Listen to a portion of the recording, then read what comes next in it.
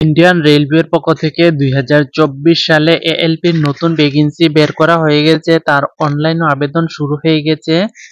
তো তোমরা যারা এলিজিবল ক্যান্ডিডেট রয়েছ অল ওভার ইন্ডিয়া থেকে আবেদন করতে পারবে এখানে, ঠিক আছে। মেল ফিমেল সকল ক্যান্ডিডেট আবেদন করতে পারবে। সম্পূর্ণ ডিটেলস আমি নোটিফিকেশন নিয়ে আলোচনা করছি। যারা এএলপির মধ্যে আবেদন করার প্রার্থী রয়েছে তোমরা ভিডিওটাকে প্রথম থেকে শেষ পর্যন্ত দেখে নাও। তো এখানে নোটিফিকেশন দেওয়া হয়েছে ইন্ডিয়ান রেলওয়ের পক্ষ থেকে। এখানে দেখতে পাচ্ছ অনলাইন অ্যাপ্লিকেশন সম্পর্কে প্রথমে বলা হয়েছে যে অনলাইন অ্যাপ্লিকেশন তোমাদের শুরু হয়ে গেছে 20/1/2024 থেকে শুরু হয়ে গেছে। লাস্ট ডেট রাখা হয়েছে 19/2/2024। 20/1/2024 থেকে 19/2/2024 পর্যন্ত এর জন্য অনলাইন আবেদন করতে পারবে। নিচে তোমাদেরকে বলা হয়েছে ডেট অফ নোটিফিকেশন, ঠিক আছে। তোমাদের যখন অনলাইন আবেদন করবে এখানে যদি কোনো ধরনের ভুল ত্রুটি হয়েছে অ্যাপ্লিকেশনে সেগুলি কিন্তু তোমরা কারেকশন করে ঠিক করতে পারবে 20/2/2024 থেকে 29/2/2024 পর্যন্ত আরআরবির অফিসিয়াল ওয়েবসাইটে গিয়ে কিন্তু এগুলি কারেকশন করতে পারবে।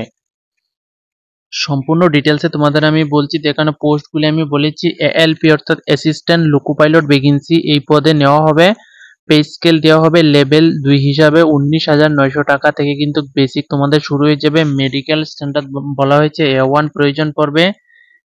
এজ লিমিট 18 থেকে 30 জেনারেল ক্যান্ডিডেটদের জন্য। তো এখন কিন্তু এজ রিল্যাক্সেশন দেওয়া হয়েছে 3 বছর, এক্সট্রা 3 ইয়ার্স এজ রিল্যাক্সেশন গতকালকে রাত্রে নোটিফিকেশন দিয়েছে। অর্থাৎ এখানে ইউআর ক্যান্ডিডেটদের জন্য 18 থেকে 30 ছিল, এটা কিন্তু 18 থেকে 33 বছর করা হয়েছে।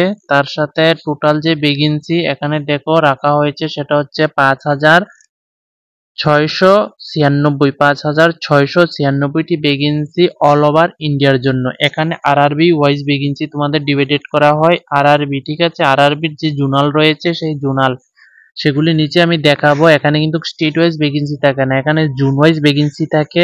নর্থ ইস্ট অর্থাৎ ত্রিপুরা বা আসাম, নর্থ ইস্ট স্টেটের যতগুলি স্টেট রয়েছে এগুলি হচ্ছে আরআরবি গুয়াহাটির অধীনে রয়েছে, ঠিক আছে। আরআরবি গুয়াহাটির অধীনে ভ্যাকেন্সি রয়েছে কতটা সেটা আমি দেখাবো। এই ভ্যাকেন্সি কিন্তু নর্থ ইস্ট ক্যান্ডিডেটদের জন্য রিজার্ভ। ইম্পর্টেন্ট ইন্ট্রোডাকশন এখানে কিছু দেওয়া হয়েছে, তো যেগুলি মেন ইম্পর্টেন্ট সেগুলি আমি বলছি। অনলাইন আবেদন করতে হবে, কোথায় করবে সেগুলি আমি অফিসিয়াল ওয়েবসাইট দেখিয়ে দিব, ঠিক আছে। ত্রিপুরা স্টেটের ক্যান্ডিডেটরা কোথায় থেকে আবেদনটা করবে সেগুলি দেখিয়ে দেব। মেডিকেল ফিটনেস বলা হয়েছে তোমাদের একদম পারফেক্ট হতে হবে, যেহেতু অ্যাসিস্ট্যান্ট লোকো পাইলট পদে নেওয়া হবে। এজ লিমিট 1/7/2024 হিসাবে কাউন্ট করা হবে, সেটাও বলেছি। নিচে তোমাদের জেনারেল ইন্ট্রোডাকশন দেওয়া হয়েছে, এর নিচে তোমাদের আরআরবির জুন টুন সবকিছু দেওয়া হয়েছে, এগুলি আমি তুলে ধরবে। মেডিকেল স্ট্যান্ডার্ড A1 বলেছি। ফিজিক্যাল ফিট তোমাদের কিন্তু হতে হবে, মেডিকেল গাইডলাইন্স এখানে কিন্তু তুলে ধরা হয়েছে, এগুলি হতে হবে। ন্যাশনালিটি বলা হয়েছে ভারতের নাগরিক হলে অল ওভার ইন্ডিয়াতে যে কোনো স্টেট থেকে এর জন্য আবেদনটা করতে পারবে। এসসি এসটি ওবিসি থেকে হলে কিন্তু এজ রিল্যাক্সেশন এখানে পেয়ে যাবে, এগুলিও তুলে ধরা হয়েছে। এজ গ্রুপটা আমি বলেছি, ঠিক আছে, এখানে তোমাদের তুলে ধরা হয়েছে, তো এগুলি কিন্তু আমি বলেছি। তার নিচে আরো কিছু ইম্পর্টেন্ট গাইডলাইন্স তুলে ধরা হয়েছে যেগুলি জেনে রাখতে হবে তোমাদের আবেদন করতে হলে। তো এগুলি আমি দেখাচ্ছি তোমাদের। নোটিফিকেশনটা কিন্তু অনেকটাই বড়, তো আমি একটা স্ক্রল ডাউন করে নিচে যাচ্ছি। তোমাদের এখানে যে সিলেকশন প্রসেস হবে সেই সিলেকশন প্রসেস সম্পর্কে এখানে বলা হয়েছে। তোমাদের দেখো কিভাবে করা হবে। প্রথমে তোমাদের ফার্স্ট প্রাইজ CBT1 নিয়ে হবে, অর্থাৎ কম্পিউটার বেসিক টেস্ট এক্সাম 1 হবে। তারপর কম্পিউটার বেসিক এক্সাম যেটা হয় এটা দুইটা এক্সাম হবে, CBT1 CBT2। তারপর বলেছে কম্পিউটার বেসিক অ্যাপটিটিউড টেস্ট, এখানে আরেকটা নেওয়া হবে 3 নাম্বার। 4 নাম্বার ডকুমেন্ট ভেরিফিকেশন নেওয়া হবে। 5 নাম্বার মেডিকেল এক্সামিনেশন করা হবে। 5টি স্টেজের মাধ্যমে কিন্তু এখানে সিলেকশন তোমাদের করা হবে। ফার্স্ট ফেজ, সেকেন্ড ফেজ এই সম্পর্কে এখানে সম্পূর্ণ ডিটেলসে বলা হয়েছে। যে এক্সাম হবে তার এখানে সিলেবাস তুলে ধরা হয়েছে, কোথায় থেকে কোশ্চেন করবে এগুলি দেখতে চাইলে তোমরা দেখে নিতে পারো। অফিসিয়াল ওয়েবসাইটে ভিজিট করে নোটিফিকেশন পেয়ে যাবে।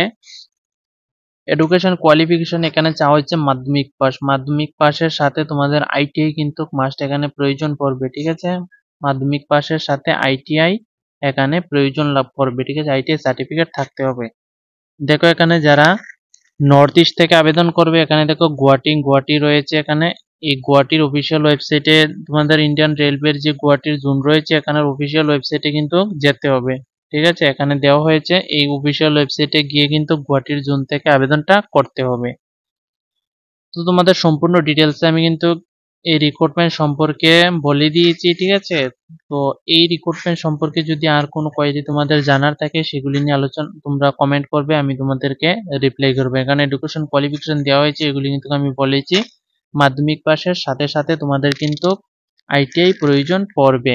গুয়াহাটি জোনের মধ্যে যে তোমাদের পোস্টগুলি দেওয়া হয়েছে এগুলি এখানে তুলে ধরা হয়েছে। এখানে দেখো গুয়াহাটি জোনের টোটাল তোমাদের 62 ভ্যাকেন্সি রয়েছে আরআরবি গুয়াহাটির জন্য, ঠিক আছে, যার নর্থ ইস্ট থেকে আবেদনটা করবে। তো এখানে সম্পূর্ণ ডিটেলস নিয়ে আমি আলোচনা করেছি, তেমন কিছু আর ইম্পর্টেন্ট নেই। যারা এলিজিবল রয়েছে মাধ্যমিক পাস করে রেখেছো, তার সাথে আইটিআই করে রেখেছো এলপির মধ্যে, ঠিক আছে, ইন্ডিয়ান রেলওয়ের মধ্যে যে পোস্টগুলি রয়েছে এলপির আইটিআই সার্টিফিকেট যাদের কাছে রয়েছে তোমরা এখানে আবেদনটা করতে পারো। তো আজকের জন্য এতটুকু রাখছি।